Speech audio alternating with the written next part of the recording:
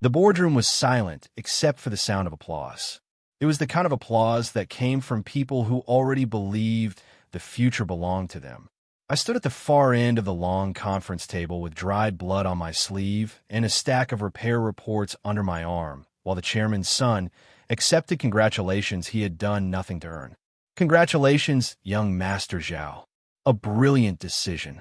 The company is in safe hands now. Safe hands. I almost laughed. Instead, I looked toward the old chairman. Zhao Jianhua sat in his wheelchair near the window. His face was pale. His breathing looked shallow. 3 hours earlier, I had dragged him out of a crashed vehicle after his driver suffered a stroke behind the wheel. 3 years earlier, I had saved his company from bankruptcy. 10 years earlier, I had built the repair division everyone in this room looked down on. Yet none of that mattered, because standing beside him was Zhao Ming, his nephew, his chosen heir, the man who would destroy everything. I knew it because I had already watched it happen once. But nobody else knew. Not yet. Mr. Lin. A cold voice interrupted my thoughts. Zhao Ming smiled at me from across the table. The smile looked humble. His eyes were not. You can leave now. Several executives chuckled. One even looked away to hide his grin. I stared at Zhao Ming. The room blurred. The applause faded. A sharp pain exploded in my chest. Someone shouted. A chair scraped against the floor. The reports slipped from my hands. For a moment, I saw Zhao Ming's face changing. Not into the confident air standing before me. Into the terrified face I had seen years later. The face he wore when police dragged him away in handcuffs. Then darkness swallowed everything. Pain. Then cold. Then confusion. I opened my eyes. Rain tapped against metal roofing. The smell of engine oil filled the air. A familiar ceiling fan rotated overhead. Slowly. Steadily. My heart nearly stopped. No, not because something was wrong. Because everything was. I sat upright. The old leather sofa creaked beneath me. My office. My repair shop. Golden Harbor Vehicle Restoration. The place where my life had truly begun. And the place I had abandoned after spending years helping people who never valued what I sacrificed. I stumbled toward the calendar hanging beside the door. My breathing became uneven. 5 years. I had returned 5 years. 5 years before the boardroom. 5 years before the collapse. 5 years before my death. For a long moment, I simply stood there. Rain continued outside. Mechanics worked in the garage. A radio played an old song. Everything felt painfully real. I closed my eyes. Memories crashed through me like a flood. In my previous life, Golden Harbor had become one of the city's most respected independent repair businesses. I built it from nothing. I worked through winters with broken heaters, summers without air conditioning, countless nights sleeping beside unfinished projects. By the time I turned 35, the shop employed dozens of people. Customers trusted us. Suppliers respected us. We were profitable, stable, successful. That should have been enough. But then Zhao Jianhua entered my life. Chairman of Tianrong Industrial Group, a manufacturing giant with thousands of employees. When his company faced a major technical crisis involving vehicle component failures, I solved it. Not because I wanted recognition, because people would lose their jobs if nobody stepped forward. The old chairman never forgot. He treated me like family, consulted me, relied on me, trusted me, and that trust slowly became a burden. Every time Tianrong faced a problem, I helped. Every time Zhao Ming made a mistake, I cleaned it up. Every time executives fought, I mediated. I spent less time in my own business and more time protecting theirs. Meanwhile, Zhao Ming learned the wrong lesson. Not competence, dependence. He began assuming someone would always rescue him. That someone was usually me. Then came the succession battle. Everyone expected Zhao Jianhua's daughter, Zhao Yunting, to inherit the company. She was capable, disciplined, respected. Unfortunately, she was also honest. And honest people often lose political battles before they realize one has begun. Zhao Ming manipulated executives, spread rumors, forged alliances, created scandals. Eventually, he secured the position. I knew he was dangerous, but I still supported the company, still fixed problems, still protected investors, still sacrificed. Then came the disaster. A series of reckless acquisitions, corrupt partnerships, financial fraud, lawsuits, government investigations. Everything collapsed. Thousands lost jobs. Suppliers went unpaid. Investors were ruined. Zhao Jianhua died from stress. Zhao Yunting disappeared from public life. And Zhao Ming blamed everyone except himself, including me, especially me. In the end, I became the convenient scapegoat, the outsider, the fixer, the man who supposedly knew everything. When authorities investigated, Zhao Ming pushed responsibility toward me. The company abandoned me. People I had helped remained silent. I lost everything. And years later, standing in that boardroom, as Zhao Ming officially inherited the remnants of the company, my heart finally failed. That was how my first life ended. A knock sounded on the office door. "Boss." I turned. Chen Wei stood outside, 23 years old, grease on his hands, concern on his face. "Are you okay?" I stared at him. In my previous life, Chen Wei had remained loyal until the very end. When everyone else disappeared, he still visited me. Am I worst? Am I most broken? He never asked for anything, never betrayed me. A rare thing, a precious thing. "I'm fine," I said quietly. He frowned. "You look like you've seen a ghost." I almost smiled. If I had, maybe I would know the future. Then asked the ghost if steel prices are going up. I laughed despite myself. The sound surprised both of us. For the first time since awakening, the crushing weight in my chest eased slightly. Chen Wei relaxed. "Good. You're smiling again." I looked around the office. At the invoices, the repair schedules, the worn desk. This place was still mine, untouched by future mistakes. I suddenly understood something. The greatest regret of my first life wasn't being betrayed. It wasn't losing money. It wasn't even dying. It was abandoning what mattered. I had spent years saving another man's company while neglecting my own. A phone rang. The number displayed on the screen froze me. Chairman Zhao. Earlier than expected. Much earlier. I knew this call. In my previous life, it had changed everything. I answered. "Chairman Zhao." His voice carried warmth. "Xiaofeng, are you busy?" "No." "Good. I need a favor." "Of course you do." The thought appeared automatically. Then guilt followed. Because Zhao Jianhua himself was not a bad man. He had simply become too accustomed to relying on me. "I'm listening." "Our production line has encountered a technical issue. Could you come personally?" I remembered exactly what happened. The issue would take 3 days. 3 exhausting days. Then another request would follow. Then another. Then another. Years would disappear. I looked through the office window. Mechanics moved between vehicles. Customers waited outside. My business needed me. A strange silence filled the room. "Chairman Zhao." "Yes. I can recommend a consulting team." The line went quiet. "What?" "I won't be coming." For several seconds, he said nothing. Not because he was angry, because he was surprised. In my previous life, I never refused. Not once. "Is something wrong?" "No." "Then why?" I took a slow breath. "Because I already know how this story ends. Because your family will consume everything I give. Because saving people who refuse to learn only creates bigger disasters." Instead, I said, "My own company needs me." The chairman remained silent. Finally, he sighed. "I understand." But his voice suggested he did not. We ended the call. The moment the screen darkened, something inside me changed. A chain had broken. Not dramatically. Not loudly. Just enough. I looked at my reflection in the office window. Older than my years. Tired. Yet strangely lighter. The following afternoon, a black luxury sedan stopped outside the repair shop. Employees immediately noticed. Customers noticed too. People always noticed expensive cars. I stepped outside. Zhao Jianhua had arrived personally. That was unexpected. The old chairman emerged slowly. A woman followed him. Tall, elegant, sharp eyes. Zhao Yunting, the daughter who should have inherited Tianrong. Our eyes met briefly. Recognition flickered in hers. Not personal recognition. Professional. We had crossed paths before. She respected competence. Nothing more. Nothing less. The chairman smiled. "You really weren't coming." "I wasn't." His smile weakened. "Then I had no choice but to come myself." We moved into my office. Tea was served. Polite conversation lasted less than a minute. Then the chairman leaned forward. The factory problem is serious. I listened quietly. In my previous life, I would already be outlining solutions. Now I simply listened. A subtle discomfort appeared on his face. He wasn't used to this. Neither was I.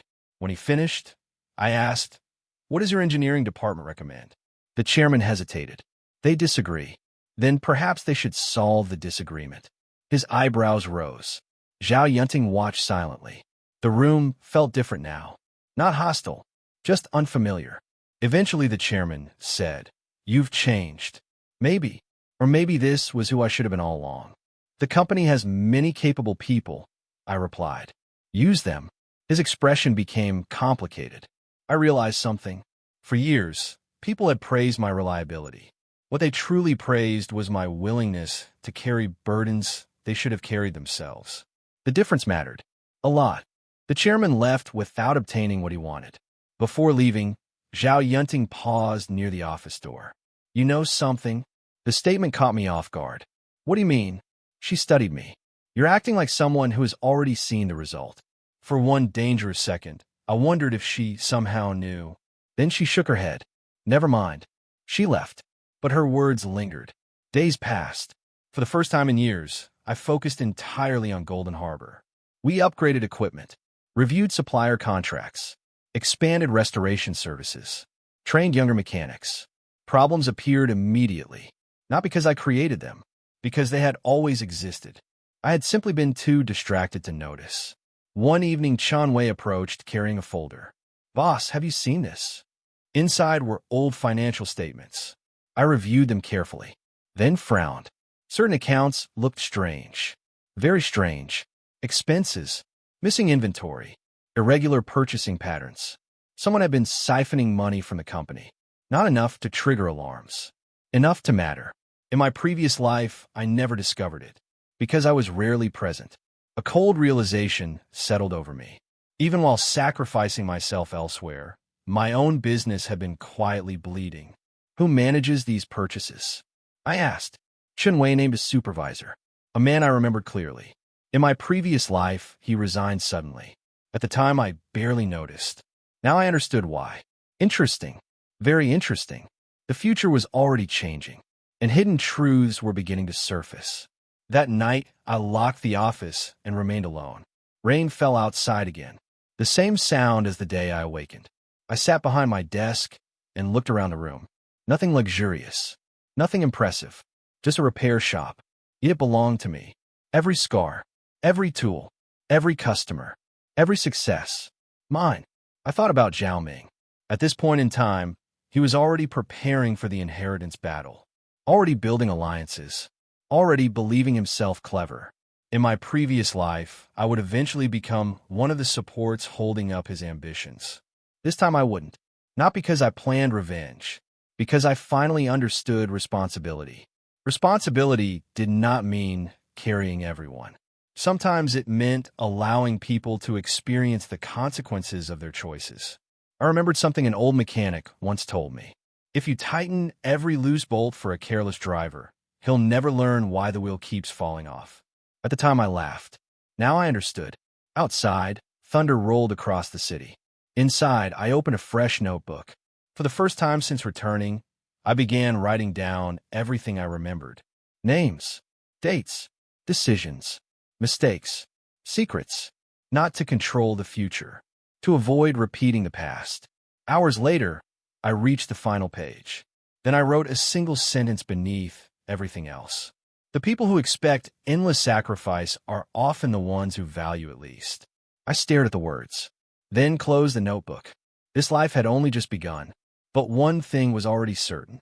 When the moment came, when Tianrong searched for someone to save it, when Zhao Ming demanded support, when the inheritance battle erupted, I would not stand where I stood before. I would not abandon myself again. I looked through the rain-covered window toward the sleeping city and quietly made a promise. This time, I won't do it again. The first person to panic was not Zhao Ming. It was the factory manager. 3 days after Chairman Zhao visited my repair shop, my phone began ringing before sunrise. I was already awake, reviewing supplier contracts in the office. The screen showed an unfamiliar number. I answered. Mr. Lin. The voice sounded exhausted. Speaking. This is Sun Guoqiang from Tianrong Manufacturing. I remembered him immediately. Factory manager. Competent. Overworked. One of the few people inside Tianrong who actually solve problems instead of creating them. What can I do for you? A pause. Then a long sigh. The production line has stopped. I remained silent. We tried the consulting company you recommended, and they disagree with each other. I almost smiled. That was exactly what had happened in my previous life. The difference was simple. Last time I had stepped in before the conflict could spread. Now I wasn't there. The consequences had arrived on schedule. What does your engineering team think? I asked. They disagree too. Then you have your answer. What?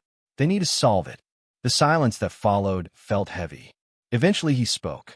Mr. Lin, with respect, that's easy to say. Yes. Thousands of workers depend on this factory. I looked through the office window. Mechanics were arriving for work. My people depended on me too. In my previous life, I had always accepted responsibility for everyone. The result had been disaster. I wish you luck, I said. Then I ended the call. For several seconds, I stared at the phone. The old guilt immediately appeared. You could solve this. People will suffer. Maybe you should help. The thoughts felt familiar. Dangerously familiar. I leaned back in my chair and closed my eyes. The hardest part of changing wasn't refusing others. It was refusing the version of myself that had been trained to say yes. A knock interrupted my thoughts. Chen Wei entered carrying coffee. You look troubled. I am. He handed me the cup. Business trouble? No. Family trouble? No. Then what? I looked at him. Have you ever helped someone so often that they stopped helping themselves? He thought for a moment, then laughed. My younger brother. I couldn't help smiling. What happened? When he was a kid, I always finished his homework when he got stuck. That sounds familiar. Eventually he stopped trying. Chen Wei shrugged. He wasn't learning. He was waiting. The simplicity of his answer hit harder than expected. Waiting. That was exactly what Tianrong had learned. Not how to solve problems. How to wait for someone else. Later that afternoon, I visited one of our supplier warehouses. The suspicious accounting records still bothered me. The more I examined them, the less sense they made. Inventory losses, inflated invoices, duplicate purchases. The numbers were small individually. Together, they formed a pattern. Someone had been stealing. Not millions. Not enough to attract attention. Enough to slowly weaken the company. A smart thief. Patient. Careful. The dangerous kind. The warehouse manager greeted me nervously. That alone caught my attention. People usually became nervous for a reason. Mr. Lin, let's review inventory. His smile twitched. Today, for the next 2 hours, I personally inspected stock records. Boxes were opened. Invoices examined. Purchase orders compared. The deeper we looked, the worse things became. Eventually, Chen Wei approached, holding several documents. His expression had darkened. Boss, what is it? He handed me the papers. The signatures matched. Every suspicious transaction led toward the same supervisor. Lu Cheng, the man I remembered resigning suddenly years later. The man I had barely noticed during my first life. I felt a strange mixture of anger and relief. Anger because he had stolen from us. Relief because this time I caught it before it became larger. The future wasn't fixed. That realization mattered. A lot. That evening I returned to the shop. Several customers waited near the front office. One elderly man approached immediately. Mr. Lin. I recognized him. Professor Wu, a retired engineer. One of our oldest customers. What can I do for you? He smiled. My grandson damaged the restoration project. How badly? The old man winced. Very badly. We walked toward the vehicle. The damage was indeed severe. In my previous life, I would have immediately calculated financial losses. Today something else caught my attention. The grandson. Nervous. Ashamed. Clearly expecting punishment. How did it happen? I asked. The teenager lowered his head. I made a mistake. Professor Wu sighed. He wanted to help. The boy looked miserable. I studied him for a moment, then nodded. Good. Both stared at me. Good, the teenager repeated. You admitted it. Confusion crossed his face. I pointed toward the damaged panel. Do you know what most adults do when they make mistakes? He shook his head. They hide them. The old professor laughed. A genuine laugh. The tension disappeared. An hour later, the boy was helping repair the damage he caused. Learning. Taking responsibility. Growing. As I watched, another realization settled in. The difference between helping and rescuing was accountability. One taught responsibility. The other replaced it. The next crisis arrived 2 days later. This time Zhao Ming came personally. I was reviewing employee training schedules when a luxury SUV stopped outside. Several workers exchanged glances. Nobody missed the expensive vehicle. The door opened. Zhao Ming stepped out, wearing an immaculate suit. Confident, polished, charismatic, exactly as I remembered. The problem was that most people only noticed the surface. I'd seen what lived underneath. He entered my office without waiting for permission, a habit that annoyed me in both lives. Mr. Lin, Mr. Zhao. He sat without invitation. Another habit. I've heard you've been refusing Tianrong. Interesting. Not Chairman Zhao. Not Tianrong. He made it personal. I remained calm. I've been focusing on my business. You owe Chairman Zhao. There it was. The weapon people always used. Debt. Obligation. Guilt. I folded my hands. Do I? His smile became thinner. The chairman trusts you. Trust is not ownership. The temperature in the room seemed to drop. For a few seconds, neither of us spoke. Then Zhao Ming leaned forward. Let's stop pretending. I waited. You know how valuable your expertise is. Thank you. I'm offering compensation. I'm not interested. His expression changed. Just slightly. But I noticed. People like Zhao Ming expected resistance to crumble after money appeared. When it didn't, they became uncomfortable. What exactly do you want? He asked. The question almost made me laugh. Nothing. That was what confused him. I wanted nothing. No position. No promotion. No influence. No seat at their table. People who built their lives around transactions struggled to understand choices that couldn't be purchased. I want to run my company. His eyes narrowed. That's all. That's all. He studied me carefully, trying to locate hidden motives, trying to find leverage, trying to understand why a useful tool suddenly refused instructions. Eventually he stood. You're making a mistake. Perhaps, but not the same mistake. After he left, I remained seated for several minutes. The encounter bothered me, not because of what he said, because of what I remembered. In my first life, Zhao Ming had visited me repeatedly before the succession battle. At the time, I interpreted it as respect. Now I saw something else. Dependency. He wasn't building competence. He was collecting people who could compensate for his lack of it. The distinction was important. The following week, Tianrong's internal problems intensified. News traveled quickly through industry circles. Production delays, supplier disputes, management disagreements. Nothing catastrophic. Not yet, but the cracks were spreading. Then Chairman Zhao called again. This time his voice sounded older. Tired. Can we meet? I hesitated. Not because I feared him, because I respected him. That made refusal harder. All right. We met at a small tea house near the river. No executives, no assistants, just the two of us. The chairman poured tea slowly. For a while, neither spoke. Finally, he sighed. I keep asking myself the same question. I waited. Why did you change? The honesty surprised me. I stared at the steam rising from my cup. How could I answer? Because I already watched your company destroy itself? Because I died carrying burdens that weren't mine? Because I finally learned the difference between kindness and self-destruction? Instead, I chose the closest truth. I became tired. His eyes softened. Tired of being needed more than I was valued. The chairman froze. The words clearly struck deeper than expected. After a long silence, he nodded. I understand. For the first time, I believed he actually might. We spoke for another hour.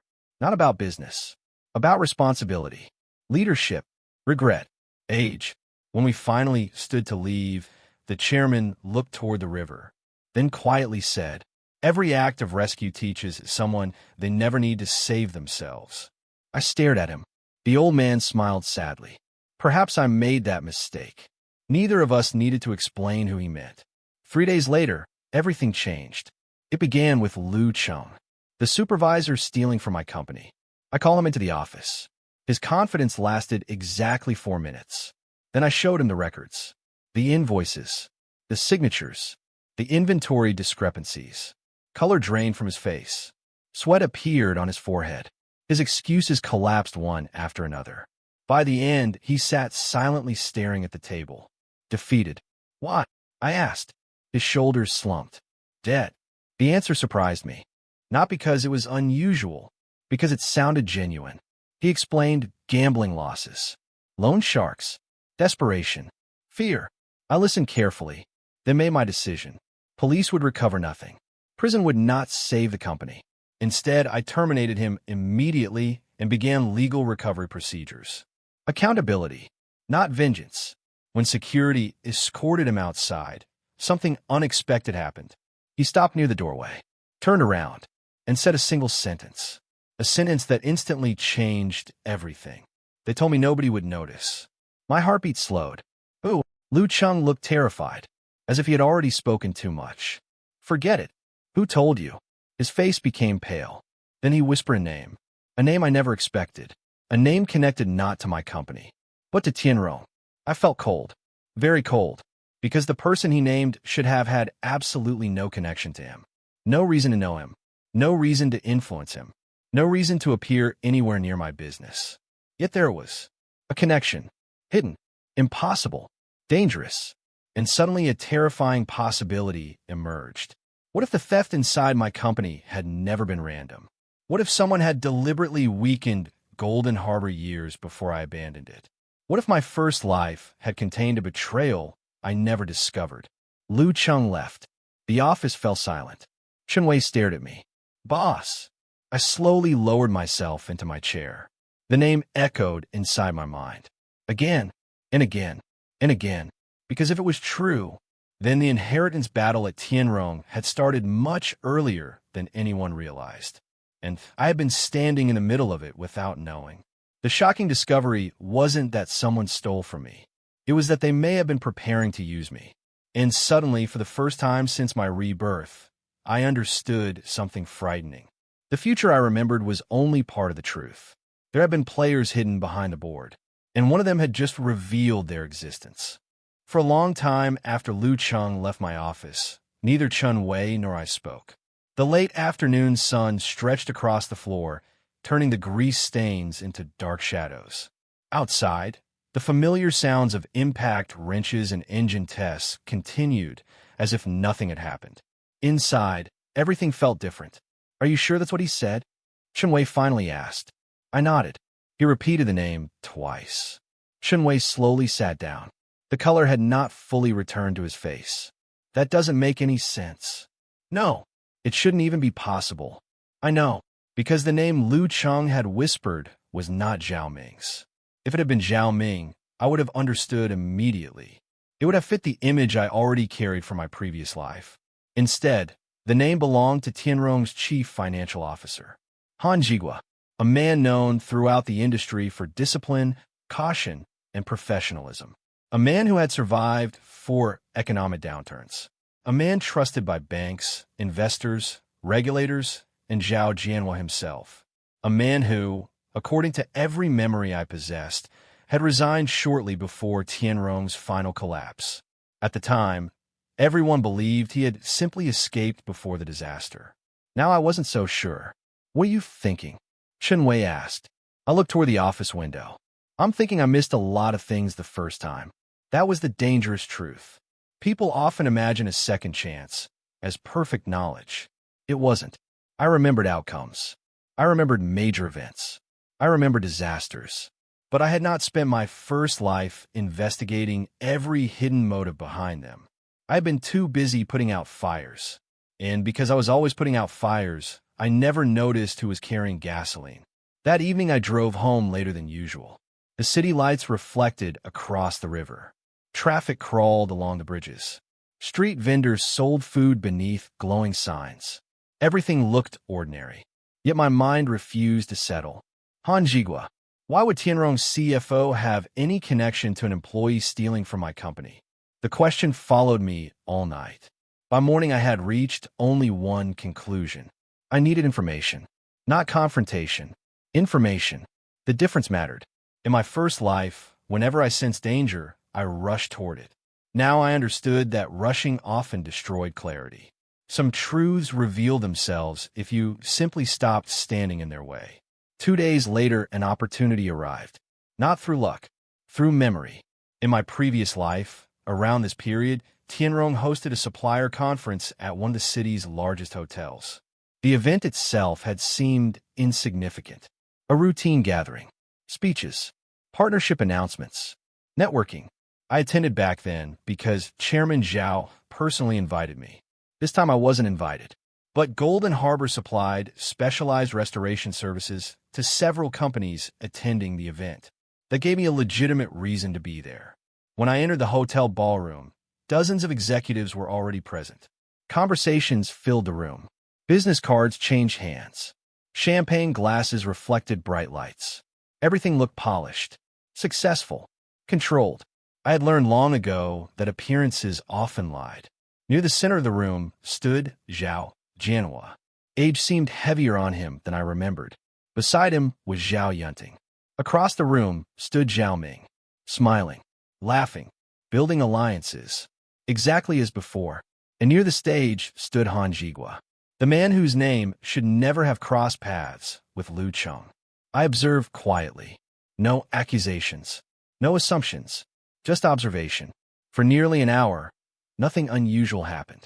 Then I noticed something. Not a conversation, a pattern. People approached Han Jigua constantly. Department heads, suppliers, managers, investors. He greeted everyone warmly, yet his eyes remained cold, calculating, evaluating, measuring. The behavior reminded me of a banker assessing risk, not a partner building trust. Interesting, very interesting. Then something even stranger happened. A young procurement manager from Tianrong approached Han Jigua. Their conversation lasted less than a minute, but when it ended, the manager looked visibly nervous, almost frightened. I watched him leave, then disappear into a side hallway. 5 minutes later, Han Jigua followed. Alone. My instincts sharpened immediately. I waited, not because I was afraid, because following too quickly attracts attention. 30 seconds later, I walked toward the same hallway. The corridor behind the ballroom was quiet. Carpet muffled footsteps. Most guests remained inside the main event. Voices echoed faintly from distant conference rooms. Then I heard an argument. Muted. Urgent. I slowed. The voices came from around corner. One belonged to Han Jigua. The other belonged to the procurement manager. Too risky, the younger man said. You were compensated. That wasn't the agreement. It is now. The younger man's voice trembled. If this becomes public, it won't. The confidence in Han Jigua's tone sent a chill through me. Not because it sounded reassuring, because it sounded practiced. I remained hidden. The conversation continued. Then I heard something that made my heartbeat stop. The repair company already lost enough resources. Repair company. Golden Harbor. They were talking about me. I became perfectly still. Nobody noticed. Han Jigua continued. They won't. The younger man sounded unconvinced. What if Lin Xiaofeng discovers it? Han Jigua laughed softly. A small laugh. Dismissive. Contemptuous. He spends more time solving our problems than managing his own business. For several seconds, neither spoke.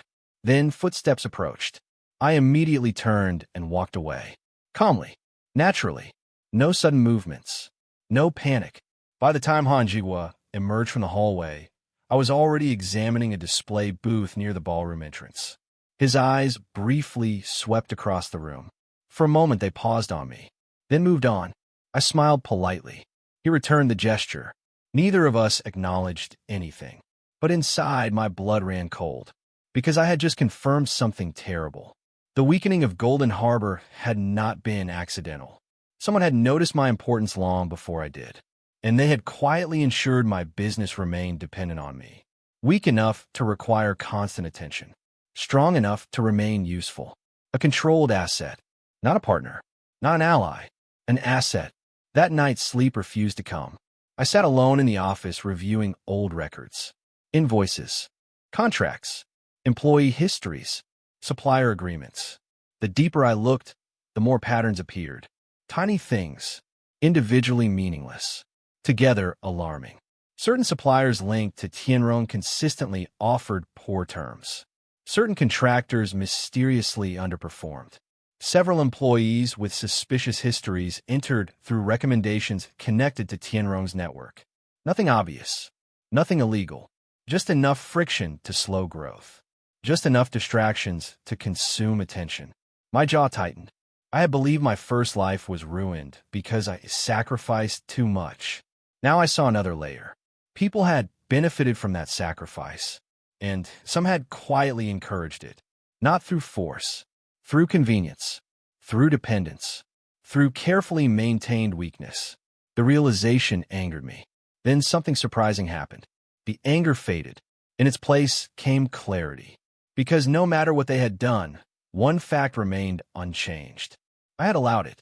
Not knowingly, not maliciously, but I had allowed it. That understanding hurt. Yet also felt liberating. If my choices helped create the trap, then different choices could break it. The next morning brought unexpected news. Chairman Zhao suffered a minor health incident. Not a heart attack, not life-threatening, but serious enough to alarm the company. The announcement spread quickly. Industry groups began discussing succession. Investors grew nervous. Executives became active. The inheritance battle, I remembered, was beginning. Earlier than before. By afternoon, my phone received 3 separate calls from Tianrong managers. I declined all of them. Not rudely, not aggressively. Simply declined. Each refusal felt uncomfortable. Each refusal also felt necessary. By evening, rumors were already spreading. Lin Xiaofeng abandoned Tianrong. Golden Harbor is distancing itself. The chairman lost confidence. Most rumors were nonsense. But rumors rarely require truth. They only require uncertainty. 2 days later, Zhao Yunting appeared at my workshop without warning. Unlike Zhao Ming, she arrived alone. No assistance. No luxury display. No performance. She entered while mechanics worked around us. Several employees recognized her immediately. She ignored the attention. I need 10 minutes. Her tone suggested she expected honesty rather than obedience. That alone distinguished her from most executives. We moved into the office. She remained standing. I remained seated. An unusual arrangement. Most people in her position prefer the opposite. I know about Han Jiwa. The word struck like a hammer. My expression remained neutral. Inside, alarm bells rang. How much did she know? Apparently not enough. Because she continued. At least I know something is wrong. I relaxed slightly. Interesting. She was investigating. Not accusing. What makes you think that? Her eyes narrowed. Because numbers don't lie. I almost laughed. A statement every account believes right before numbers lie to them. She placed a folder on my desk. I opened it. Financial reports. Internal audits. Expense records. Several pages contained highlighted sections. Patterns. Irregularities. Not proof, but close. You've been busy. So have you. Our eyes met. For a brief moment, neither looked away. Then she surprised me. Why aren't you helping? There was no anger in her voice. Only confusion. Maybe even disappointment. I considered my answer carefully. Finally, I said, because helping isn't always helping. She frowned. I continued. If someone keeps falling because nobody allows them to learn balance, catching them forever doesn't solve anything. Silence followed. A long silence. Then, Zhao Yunting slowly sat down. For the first time, she looked tired. Not executive tired. Human tired. I don't know who I can trust anymore. The admission sounded genuine. Dangerously genuine. Because honesty creates vulnerability. And vulnerable people often make reckless decisions. I understood the feeling. Too well. Trust evidence, I said. Not promises. Her gaze shifted toward the folder. After several moments, she nodded. Then stood. Before leaving, she paused near the door and quietly said, sometimes the hardest thing to do is nothing. The words lingered after she left. Because she understood more than I expected. And because I understood exactly how difficult that lesson could be. 3 nights later, the major twist arrived. Not from Tianrong. From someone I believed dead. At least, dead in every practical sense. I was closing the office when an elderly man appeared outside. He wore worn clothing, simple shoes, an old cap pulled low. At first, I didn't recognize him. Then he raised his head, and my entire body froze. Because standing beneath the streetlight was Su Guowei, former vice president of Tianrong, a man who vanished years before the company's collapse, a man publicly blamed for several financial disasters, a man everyone believed had fled the country. Yet here he stood, very much alive, very much present, and, judging by the look in his eyes, he knew exactly who I was. "You've changed, Mr. Lin." My heartbeat quickened, not from fear, from instinct. People don't disappear for years and suddenly appear at repair shops without reason. "What do you want?" The old executive smiled faintly. "To repay a debt." I said nothing. He stepped forward, then handed me a thick envelope. The weight alone felt significant. "Open it." I did. Inside were documents, photographs, bank records, internal correspondence, evidence. Enough evidence to destroy careers, possibly entire companies. My pulse accelerated. Then I saw a specific photograph, and the world seemed to tilt beneath my feet, because the image showed Han Jigua standing beside Zhao Ming, years before anyone publicly associated them, years before the succession battle, years before everything collapsed. They weren't discussing business. They were exchanging cash, large amounts of it. I looked up sharply. Su Guowei's expression remained calm, almost sad. "You finally found the wrong heir." The sentence hit harder than any accusation, because suddenly dozens of fragmented memories aligned. The thefts, the manipulation, the financial irregularities, the hidden alliances, the future collapse, everything connected. And for the first time since my rebirth, I realized the disaster that destroyed Tianrong had never been caused by incompetence alone. It had been cultivated, prepared, engineered, from the shadows, long before anyone noticed. And the people responsible were far more dangerous than I remembered. For a long time after Su Guowei left, I remained alone in my office. The envelope sat open on the desk. Streetlights cast pale reflections across the photographs. The city outside continued moving as if nothing had changed. Cars passed. People laughed. Stores closed. Normal life continued. Meanwhile, my understanding of the past had just been shattered. I picked up the photograph again. Han Jigua, Zhao Ming, a private club, cash changing hands. The date stamped on the corner made my stomach tighten. 7 years before Tianrong's collapse. 5 years before the succession battle became public. Long before anyone should have been planning anything. I turned to the next document, then the next, then the next. Each page made the picture clearer and uglier. By midnight, I finally understood why Su Guowei had disappeared. Because he had not fled. He had been removed. The evidence painted a story very different from the one I remembered. Years earlier, Tianrong had been thriving, profitable, stable, respected. Chairman Zhao's leadership was trusted throughout the industry. The obvious successor should have been Zhao Yunting. She had the education, the experience, the respect of senior managers. Unfortunately, she also represented a threat, not to Tianrong, to certain individuals inside it. Han Jigua, several executives, and eventually Zhao Ming. Together they had discovered something simple. A competent heir is difficult to manipulate. An insecure heir is not. The moment that realization settled in my mind, dozens of memories suddenly made sense. The promotions, the alliances, the strange appointments, the internal conflicts. They weren't random. They were preparation. Years of preparation. Not for success. For control. I leaned back in my chair. Slowly. Carefully. Because the realization carried a painful truth. The company had not been handed to the wrong heir because people made a mistake. Many of them knew exactly what they were doing. They simply believed they would benefit from it. And that made the eventual collapse even more tragic. The next morning, I called Su Guowei. The number he had written on the envelope connected immediately. "You look surprised." His voice sounded amused. "You disappeared. I was encouraged to disappear." By Han Jigua? A brief silence. Among others, I stared through the office window. Mechanics were beginning work. The normalcy felt strange. I need the full story. So did I. What does that mean? Su Guowei laughed softly. A tired laugh.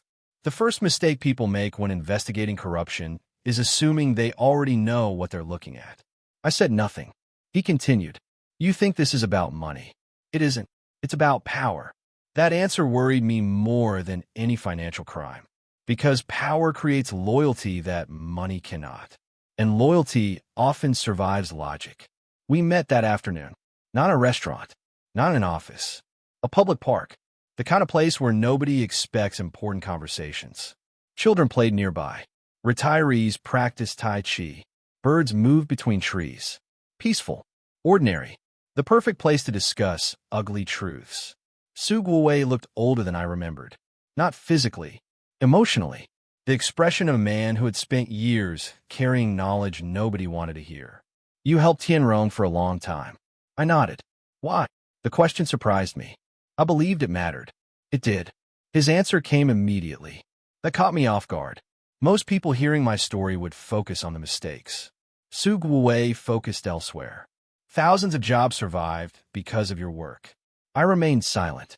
Don't rewrite history completely. The words landed heavily. Because part of me had begun viewing every decision from my previous life as foolish. Maybe that wasn't entirely fair. Helping people wasn't a mistake. Losing myself while helping them was. Su Guowei watched my expression carefully. Then he opened a folder. Inside were copies of internal reports, minutes from executive meetings, private correspondence, years of hidden conflicts. The deeper we went, the clearer the picture became. Han Jigua had spent years strengthening his influence. Not openly, quietly, carefully, one ally at a time, one promotion at a time, one favor at a time. Like a man building a bridge, nobody noticed until it reached the opposite shore. And at the center of everything stood Zhao Ming. Not because he was the mastermind, because he was useful, charismatic enough to attract supporters, ambitious enough to pursue power, insecure enough to manipulate. The perfect candidate. I closed the folder. Does Chairman Zhao know? Su Guowei's expression darkened. He suspects. Suspects. He doesn't want to believe it. That answer hurt more than I expected, because I understood it. Sometimes the truth arrives long before acceptance. 3 days later, events accelerated, much faster than in my first life, because this time, people were investigating earlier. The first crack appeared during a quarterly executive review. I wasn't present, but the consequences reached me quickly. Zhao Yunting called shortly after sunset. Her voice sounded unusually controlled, which meant she was angry. What happened? They found discrepancies. My grip tightened around the phone. How serious? Serious enough that Han Jiwo walked out of the meeting. Interesting. Very interesting. People rarely abandon meetings unless they fear what comes next. What kind of discrepancies? Silence. Then, accounts nobody can explain. The game was changing. The following morning, financial rumors began spreading through the city. At first, they remained confined to industry circles.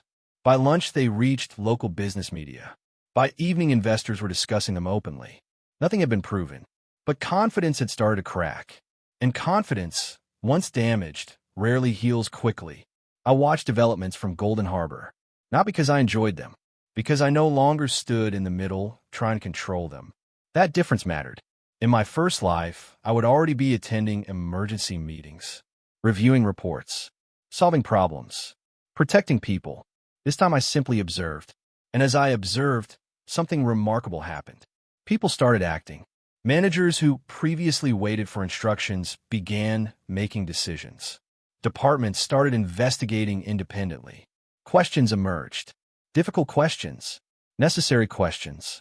Without a convenient rescuer available, responsibility finally began moving toward the people who actually held it. The irony wasn't lost on me. I agreed. Not because he needed a consultant, because he looked like a father watching his family fracture. We met at his home, for the first time in years. The old estate felt quieter than I remembered. Staff moved carefully. Conversations remained hushed. Tension lived in every hallway. The chairman sat in a garden pavilion overlooking a koi pond. Age seemed heavier than ever, yet his eyes remained sharp. Have you ever watched a building burn? The question arrived without warning. I considered it. Yes. What do people usually do first? Look for the flames. He nodded slowly, then pointed toward the pond. The flames aren't the dangerous part. I waited. The damage begins long before anyone sees smoke. The metaphor needed no explanation. Neither of us was discussing buildings. We sat in silence for several moments. Then he asked, if you knew a disaster was coming, would you stop it? The question struck deeper than he realized, because that was exactly what I had struggled with since my rebirth. I took my time answering. Finally, I said, if stopping it requires carrying everyone again. The chairman closed his eyes, not in disagreement, in understanding. When he opened them again, sadness filled his expression. I think I finally understand why you walked away. For the first time, I believed he truly did. The next explosion arrived through the media. An investigative journalist obtained internal documents. Nobody knew how. Nobody publicly admitted responsibility. The source remained anonymous. The effect was immediate. News outlets began publishing stories. Questions multiplied. Financial analysts demanded explanations. Shareholders demanded accountability. Television commentators discussed governance failures. For years, Tianrong had projected stability. Now the image was cracking. And once cracks become visible, people start searching for more. They found them. Quickly. Very quickly. Old contracts resurfaced. Questionable approvals emerged. Conflict of interest allegations appeared. Nothing catastrophic individually. Together, they formed a pattern. A dangerous pattern. One that pointed repeatedly toward Han Jigua, and several executives aligned with Zhao Ming. The public pressure became impossible to ignore. Then came the board meeting. The meeting everyone would later remember as the turning point. I attended as an observer. Not an advisor. Not a decision-maker. Simply an observer. The room felt tense before anyone spoke. Executives avoided eye contact. Lawyers filled several seats. Auditors occupied others. Chairman Zhao sat at the head of the table. Silent. Watching. Waiting. Han Jigua appeared confident. Perhaps too confident. That confidence lasted 23 minutes. Then the evidence arrived. A forensic accounting team presented findings. Transaction histories. Approval records. Communication logs. Financial trails. Not rumors. Not speculation. Evidence. Cold. Precise. Relentless. The atmosphere changed immediately. Questions became accusations. Explanations became contradictions. Contradictions became panic. I watched Han Jigua's expression shift for the first time. Not dramatically. Just enough. The confidence cracked. And once it cracked, everyone saw it. A board member stood. When were you planning to disclose this? No answer. Another executive spoke. Did you believe nobody would discover it? Still no answer. Then Zhao Yunting placed a document on the table. Quietly, deliberately, the room fell silent, because the document contained something devastating. A transfer record linking multiple hidden accounts. Accounts connected directly to individuals involved in the succession effort, including Zhao Ming. The silence that followed felt enormous. No one moved. No one spoke. Then Chairman Zhao finally looked at his nephew and asked a single question. Why? Zhao Ming opened his mouth, closed it, opened it again. Nothing came out. Because some questions have no acceptable answers. The story exploded across the city within hours. Executives resigned. Investigations expanded. Business partners withdrew support. Regulators became involved. Public confidence collapsed. The humiliation was total. And it wasn't caused by revenge. It was caused by exposure. The truth had entered the room. Everything else followed naturally. Because truth does not create damage. It reveals where damage already exists. As the scandal spread, people began distancing themselves from Zhao Ming. The same allies who praised him months earlier suddenly disappeared. The same supporters who celebrated him now claimed concerns. Watching it felt strangely empty. Not satisfying. Not triumphant. Just predictable. People often mistake loyalty to power for loyalty to individuals. The difference becomes obvious when power vanishes. 3 nights later, I received a message. No greeting, no explanation, just a location and a name, Zhao Ming. I stared at the screen. For a long moment, I considered ignoring it. Then I remembered something important. Closure sometimes requires witnessing consequences directly. I drove to the location. A private club, one that had once hosted powerful people. Now nearly empty. The staff looked nervous. The atmosphere felt hollow, like a stage after the audience leaves. When I entered the private room, Zhao Ming was already there. Alone. For the first time in either life, he looked afraid. Not angry, not arrogant. Afraid. He stared at me for several seconds, then laughed bitterly. I finally understand something. I remained silent. His smile twisted. You were never the problem. No, I wasn't. Neither was he entirely. The real problem was a system built around avoiding consequences. And now consequences had finally arrived. The question was whether they had arrived too late. As I looked at Zhao Ming sitting alone in the room, abandoned by allies, surrounded by collapsing lies, one thing became clear. His downfall was no longer a possibility. It was a certainty, and nothing, not money, influence, or desperation, was going to stop it now. For a while, neither Zhao Ming nor I spoke. The private room smelled faintly of expensive liquor and stale cigarette smoke. Outside, muffled conversations drifted through the walls. The club itself was nearly empty. Not long ago, powerful people had competed for invitations here. Now, those same people were nowhere to be found. Success attracts crowds. Failure reveals who is never truly there. Zhao Ming stared at the untouched glass in front of him. Dark circles sat beneath his eyes. His expensive suit looked slightly wrinkled. Small details, yet they told a story. The carefully maintained image was beginning to crack. You look disappointed, he finally said. Should I be celebrating? His laugh sounded bitter. Most people would. Most people spent years trying to become you. That answer surprised him. His expression shifted. Then he nodded slowly. Fair. For several moments, he remained silent. Then he looked directly at me. When did you stop believing in me? The question caught me off guard. Not because it was difficult, because it revealed something I hadn't expected. Even now, Zhao Ming viewed events through the lens of personal loyalty. Not accountability, not competence, belief. As if the company's future depended on who supported him rather than what he did. I consider my response carefully. Finally, I answered honestly. I never believed in you. His face tightened. I continued. I believed people could learn. Silence followed. A heavy silence. One that carried more weight than anger ever could.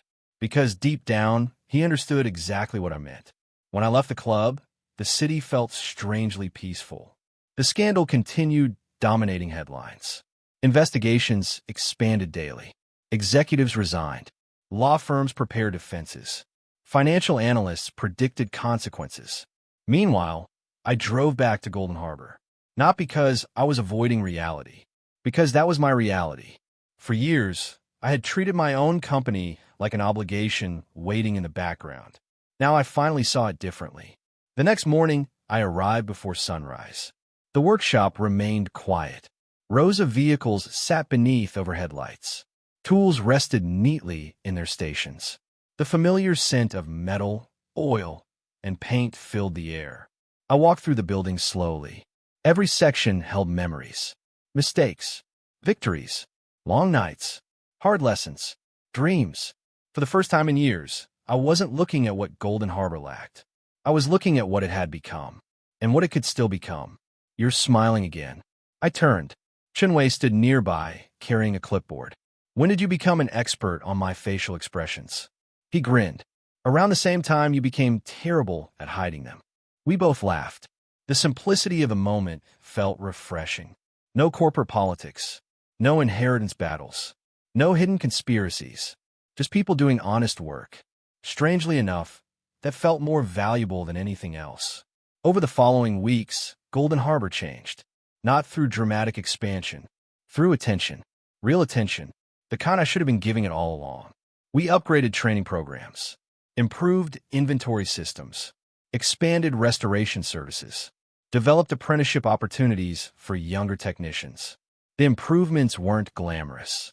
Most people would never notice them, but they mattered, because strong foundations rarely attract headlines. Yet they're what keep structures standing when storms arrive. One afternoon, while reviewing employee proposals, I noticed something interesting. Several mechanics had submitted ideas. Good ideas. Ideas that would improve efficiency and reduce costs. In my previous life, I might never have seen them. I would have been too busy attending Tianrong meetings. The realization made me pause. How many opportunities had I missed because I was focused elsewhere? Too many. Far too many. A month into the investigations, Zhao Yunting visited again. This time she looked different. Not happier, but steadier, like someone who had finally stopped fighting reality. We sat in the office after closing.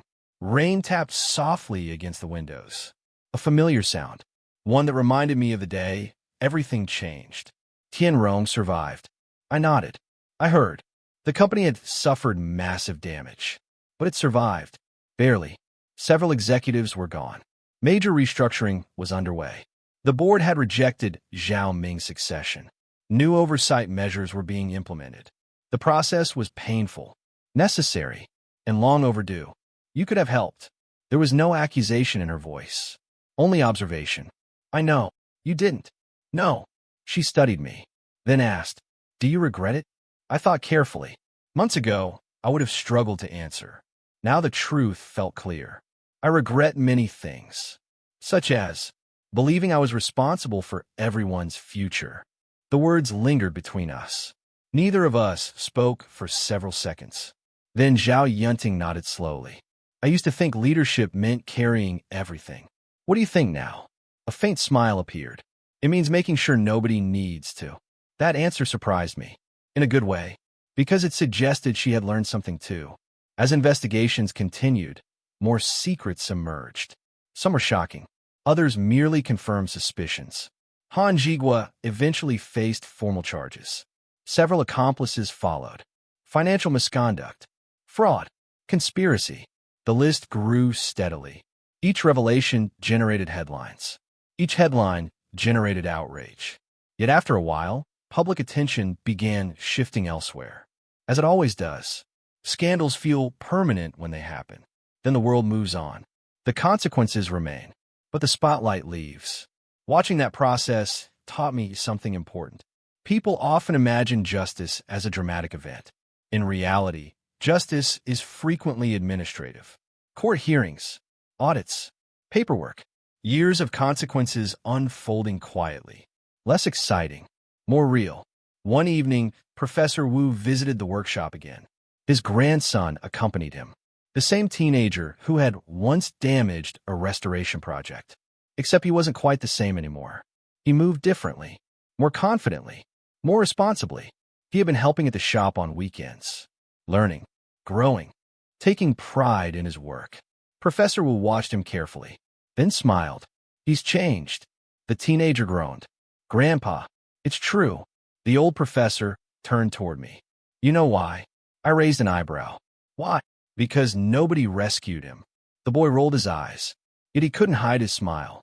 I found myself smiling too, because the lesson applied far beyond a repair shop, far beyond one teenager, far beyond Tianrong. Responsibility grows strongest when ownership exists, not dependence. Ownership. Months passed. Golden Harbor continued improving. Word spread through the industry, not because of scandals, because of quality. Customers returned. Partnerships expanded. Training programs gained recognition. For the first time, growth felt sustainable, not fragile, not dependent on me solving every problem personally. Sustainable. The distinction mattered. One afternoon, Chunwei entered my office carrying financial reports. His expression looked unusually excited. Boss, what happened?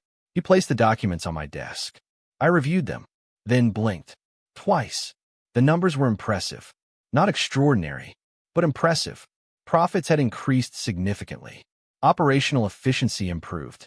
Employee retention reached record levels. For a moment, I simply stared at the reports. Then something unexpected happened. I felt emotional, not because of the money, because of what it represented.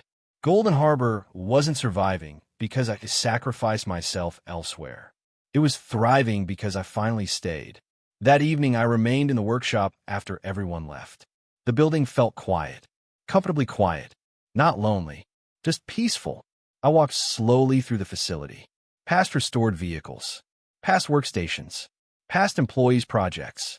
Everywhere I looked, I saw evidence of effort, growth, purpose, community. The support system I spent years searching for had been here all along. Not hidden, ignored, because I was always looking somewhere else. The realization felt strangely humbling and strangely comforting. Several days later, I received a letter. Not an email, not a message, an actual handwritten letter. The sender was Chairman Zhao. I opened it carefully. The handwriting looked slightly unsteady. Age had affected him, but the words remained clear. The letter wasn't about business, or succession, or scandals. It was about gratitude. He thanked me, not for saving Tianrong, for teaching him something, a lesson he wished he had learned earlier. At the bottom of the page, one sentence stood alone. Peace begins when winning stops mattering.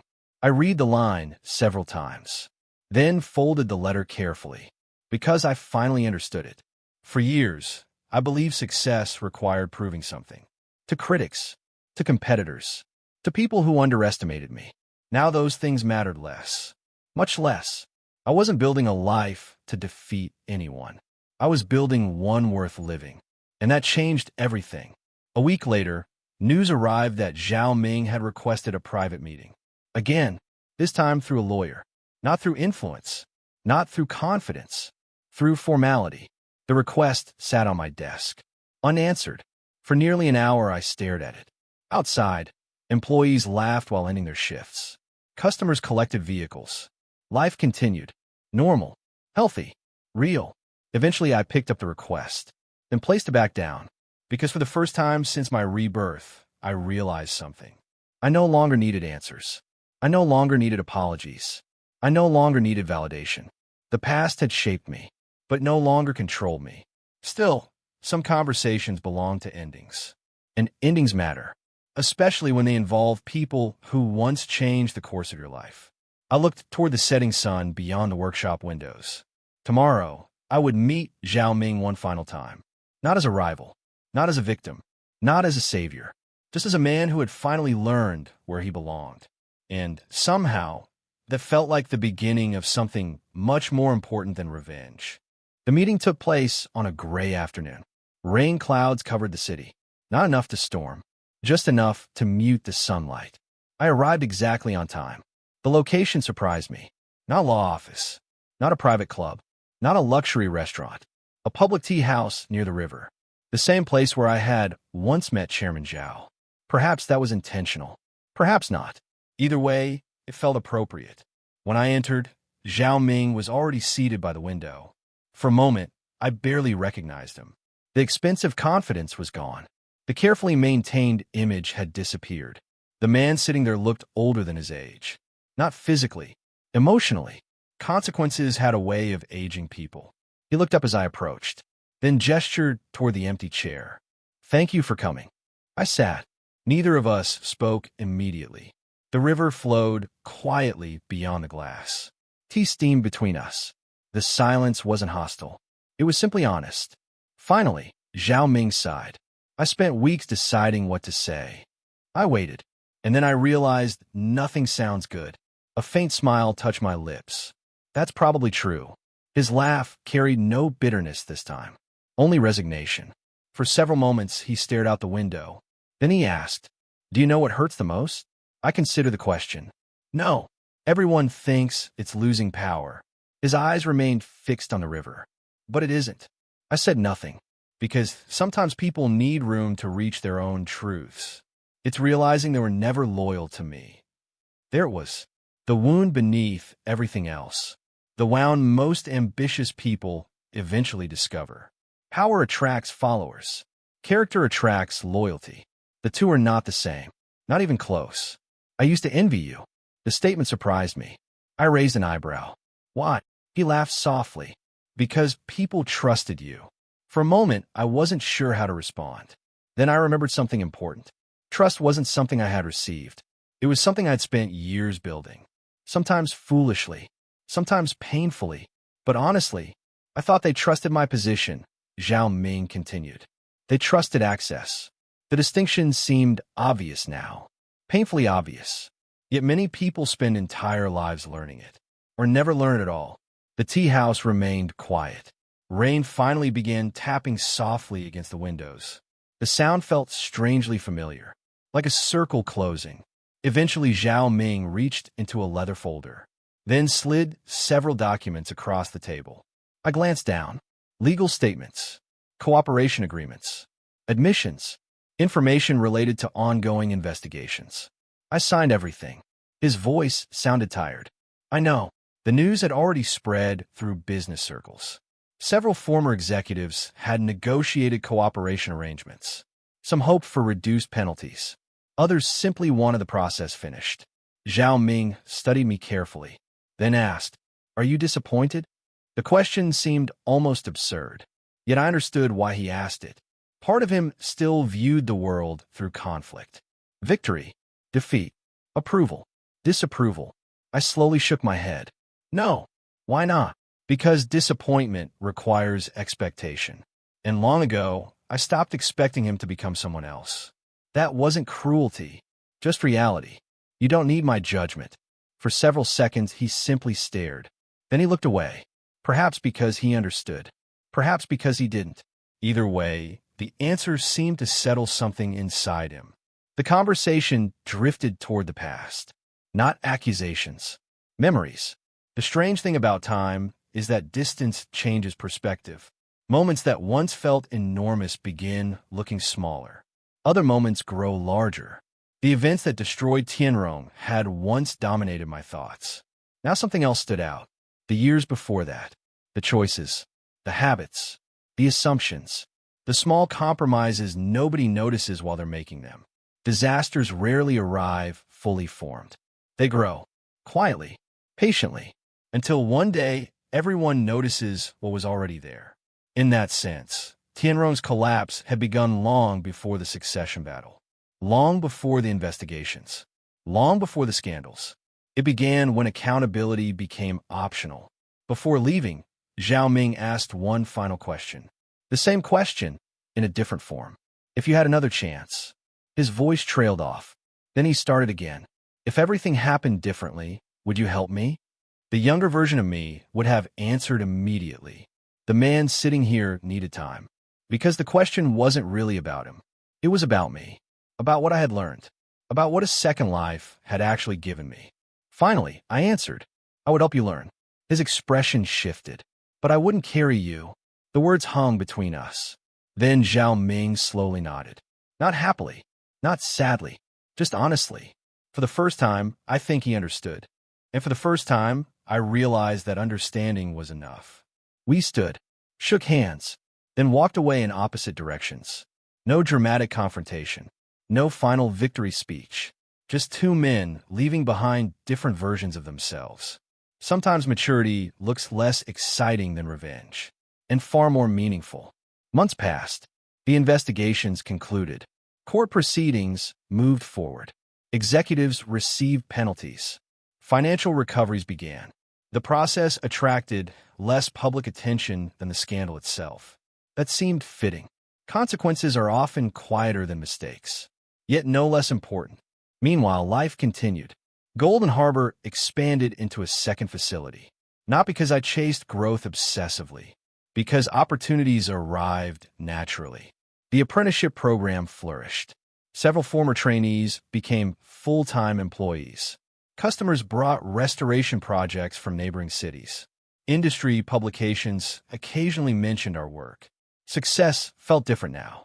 Less urgent, less desperate, more sustainable, more peaceful. One afternoon, Chunwei entered my office carrying a framed photograph. "What's this?" He grinned.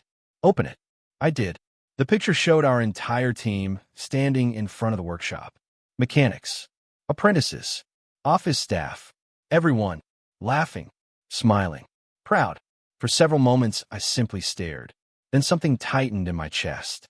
Not pain, emotion. Because in my first life, I had spent years searching for purpose in boardrooms. Titles, influence, recognition. Yet one photograph captured more meaning than all of them. Shenwei noticed my expression. You okay? I smiled. Yeah, and for once, I truly was. A year later, Chairman Zhao visited Golden Harbor. Age had slowed him further, but his eyes remained bright. We walked through the workshop together. Employees greeted him politely. Customers barely recognized him. The anonymity seemed to amuse him. Do you miss it? I asked. The company? He nodded. I expected a complicated answer. Instead, he smiled. A little. Then he pointed toward the apprentices working nearby. But I don't miss who I became while protecting it. That answer stayed with me long after he left, because I understood it perfectly. Some victories cost too much.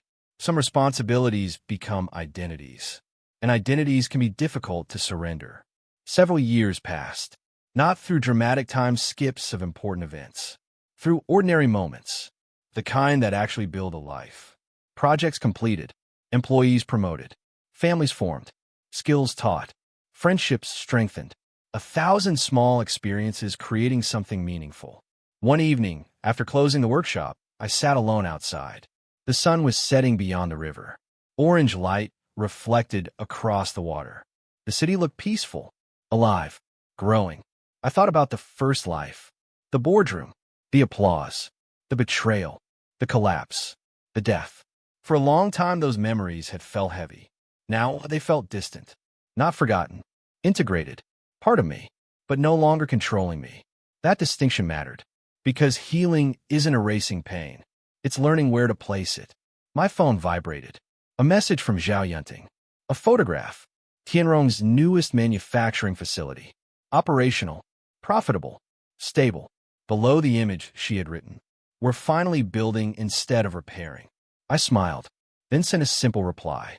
Good. Nothing more was necessary. Some relationships don't require constant contact, only mutual respect. The evening breeze moved gently across the river.